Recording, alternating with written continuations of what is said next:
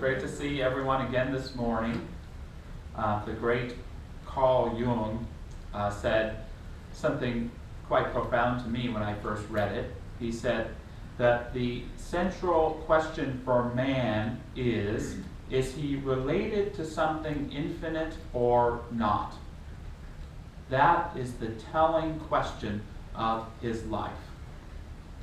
It's a telling question for all of us, right? Are we related to something infinite or not?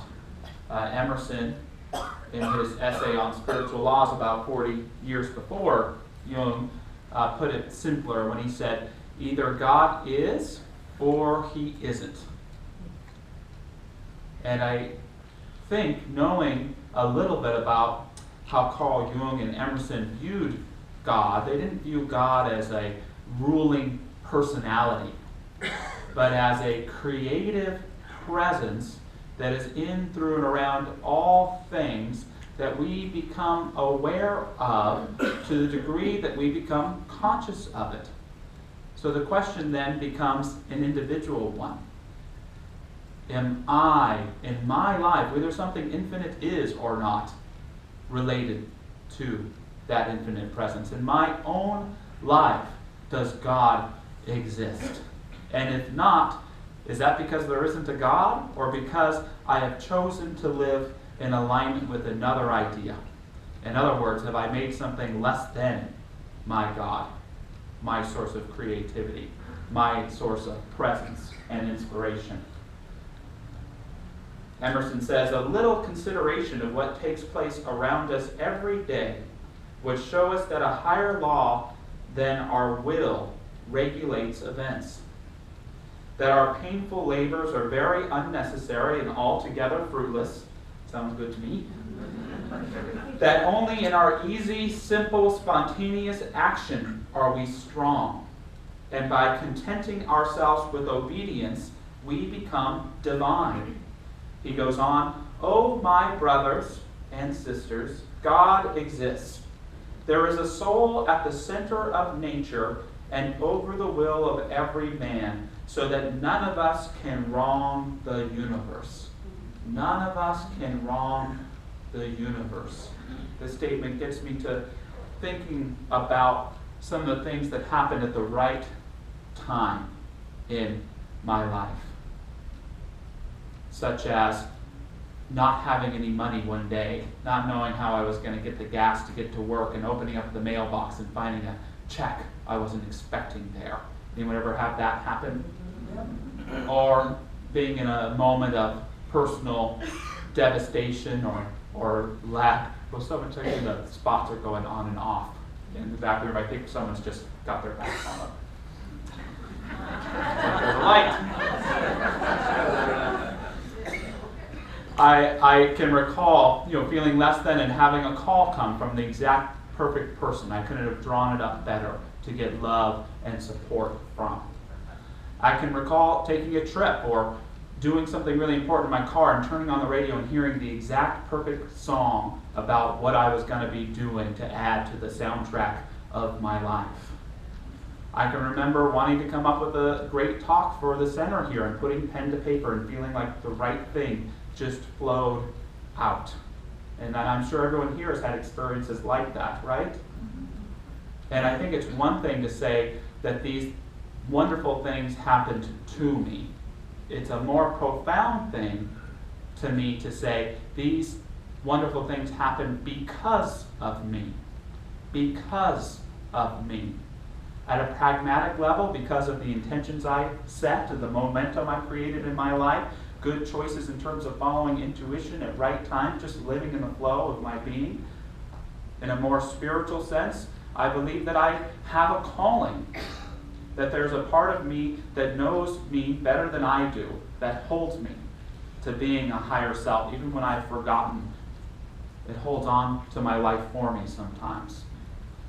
And perhaps at the most deepest level, because I'm blessed. That the wonderful things that have happened at the right time in my life have happened because I am blessed, and even more importantly, because I am loved. Because I am loved.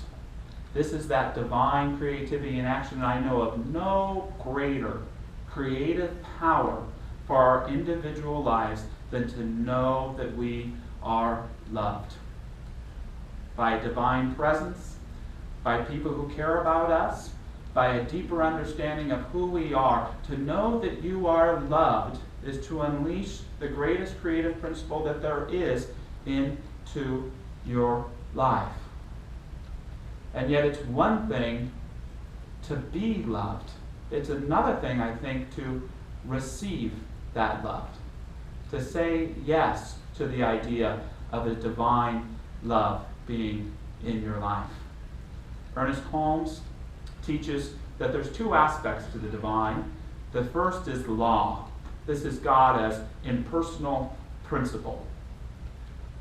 It's the non-respecter of persons. It's the law of cause and effect, the law of circulation, the way the world is that you can't really change. You just have to learn to work with it. This is one aspect of the divine in life. The other aspect of God, Holmes tells us, is love. It's the unconditional power of love that Jesus taught. It's the devotion that you feel from a mother or a mother figure in your life. It's that higher knowledge of you that says, no matter what, I am there for you. I am with you to support you in ever increasing your depth into living in the most holy and sacred truth of who you are. Every once in a while I get asked by people who see me as successful, or in this church, Josh, how do you come up with the topics that you speak about, or how does that happen, or how is this church successful? And the answer to me is always the same. It's because I'm so supported. For me, it's because I'm loved.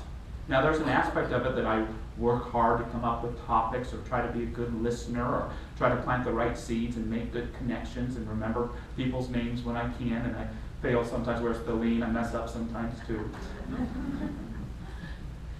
But the truth is that I'm loved and supported, and the greatest miracle in me that I've noticed in my life is that I have been and learned to say yes to love, yes to support. And I know with some clarity, I don't mean to speak for you, that in those areas where you've allowed the love of a divine presence, whether it be from the sky or through another person, to enter into your life, creative and powerful things have happened. All that being said, there are aspects of our lives where it seems that the not right thing happens at the wrong time, right? I know there are times in my life where I've hoped a check would be in the mailbox, but it wasn't.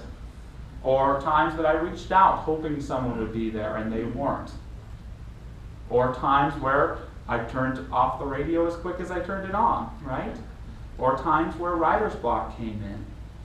There are times where we feel stuck in our lives, or where, of course, bad things happen. But I know, and I'm only speaking for myself in my own experience, where I have struggled most is not where the creative process has not been working in my life, but where I have been most restrictive to the love of God, to a spiritual love.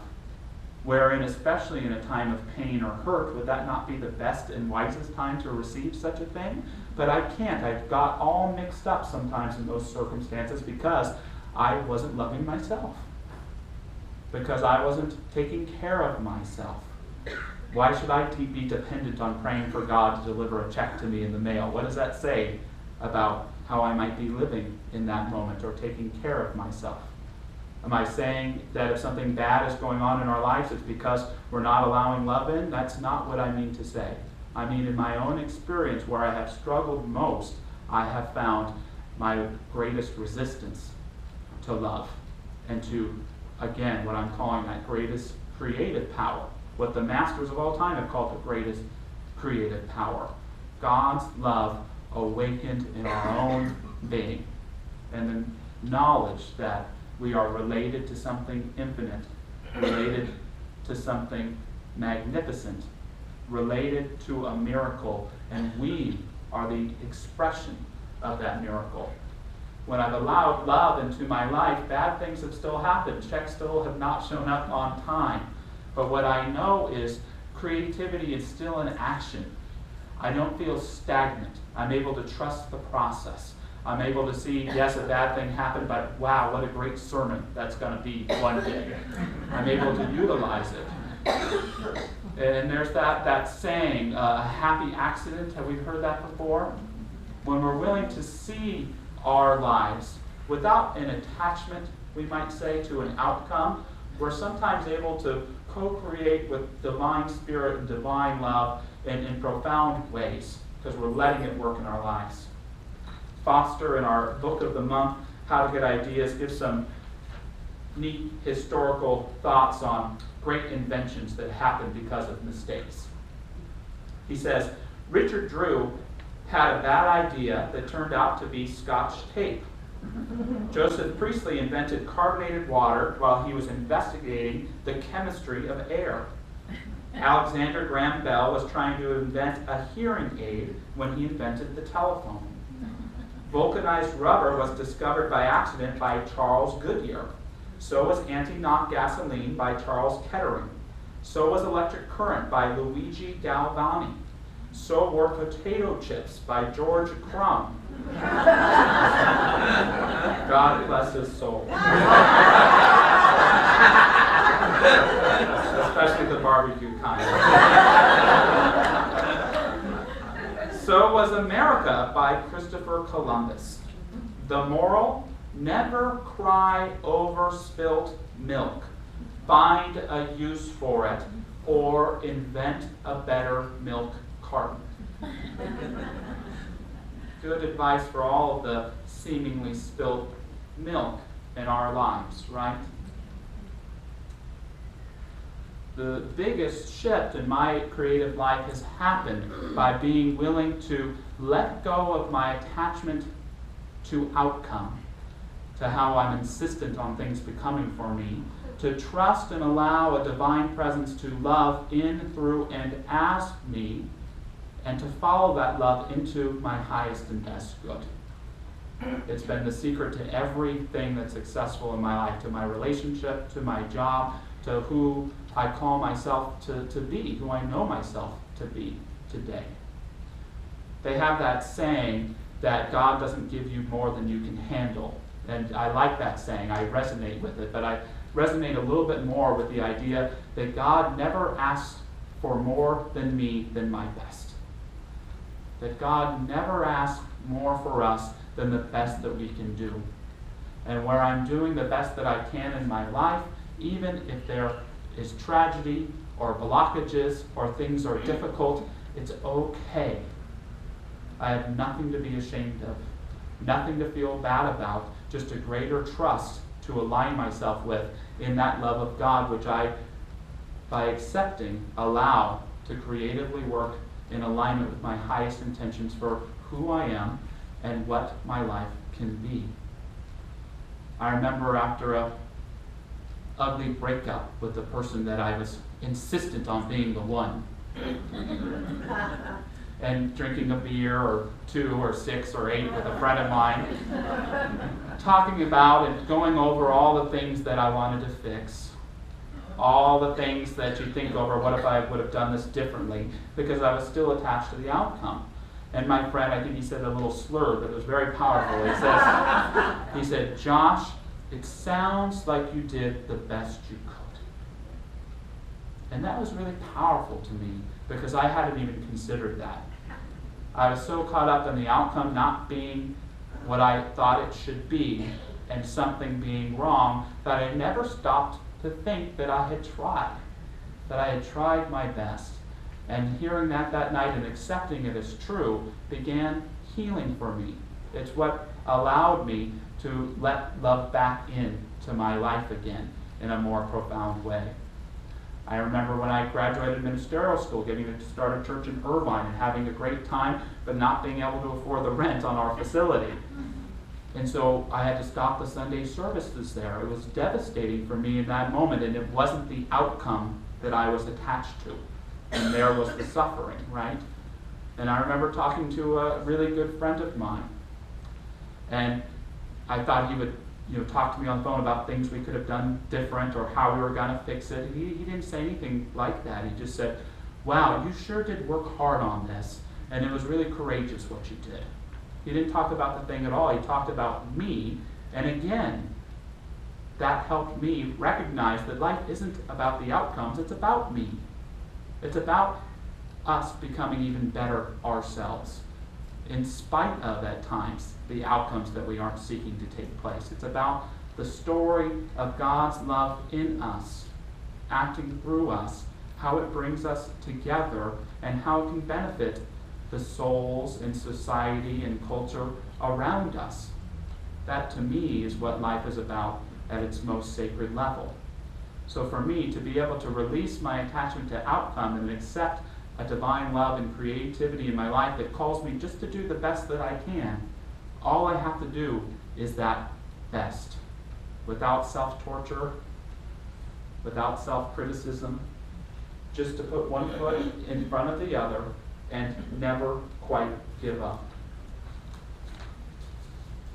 Thomas Trord, who was a great influence on Ernest Holmes, says, "The law of cause and effect is one we can never get away from. But by carefully following it up, we may find that it will lead us further than we had anticipated. The general direction in which we all want to go is that of getting more out of life than we have ever got out of it. We want to be more alive in ourselves and to get all sorts of improved conditions in our environment. By releasing my attachment to the end, I am able to work with the cause and effect that is the journey itself, that is the path along the way. I'm able to get a sense of that completeness in the here and now. When I'm able again to release attachment to one thing taking place, I open up to the possibilities of all the outcomes that can take place. And I don't know if you've found this out in your life, but I certainly have, again, that the greatest outcomes have not been the ones that I expected, but they've been the ones that I've been able to see and again receive and say yes to. Foster in his book tells a story about a friend who teaches a 3-day seminar on advertising to ad folks, and he shared that for several years he did an exercise where he would invite the students to go home and create one single billboard ad for a Swiss Army knife. He shares that the next day people would come back to class totally struggling. A lot of people couldn't even come up with one. He said he did this 3 years in a row, and then he decided to shift something. He decided to assign that on folks' lunch break, that they take that hour and they create 5 billboards for Swiss Army knives. He said that he was amazed at the responses that came back. Sometimes it wasn't just 5, sometimes it was up to 20 or 25. There was something he was learning about the creative process in each of us. I came to realize, he says, that when faced with a problem, most people look for the one right solution because that's the way they were brought up. All through school, they had to answer multiple choice and true or false questions that had only one right answer. And so they assume that all questions and problems are like that. And when they can't find a solution that looks perfect, they give up. That ever happened to anyone here? But most problems aren't like exam questions in school. Most problems have many solutions. And as soon as I forced my students to realize that, they found those solutions. So maybe there's something in your life that you've only thought there's one answer to. Maybe through using that creative presence within you, you can brainstorm a whole lot more. How do we use the realization that we are loved, that we are blessed to benefit us? The first thing is to develop a sense of our inner life. Develop a sense of your inner life. We promote doing this in our tradition through a spiritual practice. It could be through the Buddha's practice of meditation, Jesus' practice of forgiveness, Ernest Holmes' practice of affirmative prayer, or it could be your old practice of gardening, of taking a walk, of talking with friends. Whatever it is, it should be something that is focused only upon bringing about a sense of inner life. It shouldn't be to become a somebody or win an award or anything like that, but an activity that you do, it could even be a sport, that has a sense of inner life. that helps us awaken to a presence grander than us, within us, speaking to us, present for us, awakening us. The second thing is to set intentions. I know this seems to contradict the idea of not being attached to outcome, but I mean set intentions in that brainstorming way. Know exactly what love could look like in your life. And then trust it will be even grander than that, even better than that. If you can't figure out what it looks like, ask yourself what it feels like. If you can't figure out what it feels like, ask yourself what you look like when you have it. But set some intentions. We can't get what we want if we don't know what it is. It could be right there, but we can't see it. We pass over it. Lastly, as we've been sharing, do your best. Nothing more, nothing less. And being our best really means being fully authentic, fully present, whether we feel great or like crap that day. Committed to the values that we hold most sincere and sacred, and not dishonoring those values. It's so easy to give ourselves up to what we think someone else's values are, or the bad ethics of society, or some preconceived criticism we have about ourselves. But when we own our virtues, we can do our best because we haven't given them away to any other power, but again, that divine love that is within us, that is all around us. Matthew Fox, the modern-day mystic, wrote a book on creativity, and he says that we have to really ask this question again of who am I? Who are we? Who are we in the world? In a creative way, he addresses that by talking about who we are not. These identities we often fall into. He says, we are not consumers. We are not addicts. We are not passive couch potatoes. That's hard for me to do because I'll be watching the Game of Thrones tonight, feeling that way. We are not boring and need not be bored. We are not cogs in a machine. We are not lazy. We are not destroyers. What makes us unique for Fox is imagination. Imagination. What is before us is a choice, he says. It is a daily choice, an everyday choice, one that arises in all our relations, from parenting to grandparenting, from work worlds to educational ones, from religions to economics, business, politics, and citizenship in all its forms. It affects what we eat and what we throw away, how we live and what we choose to say no to. This is the power of creativity.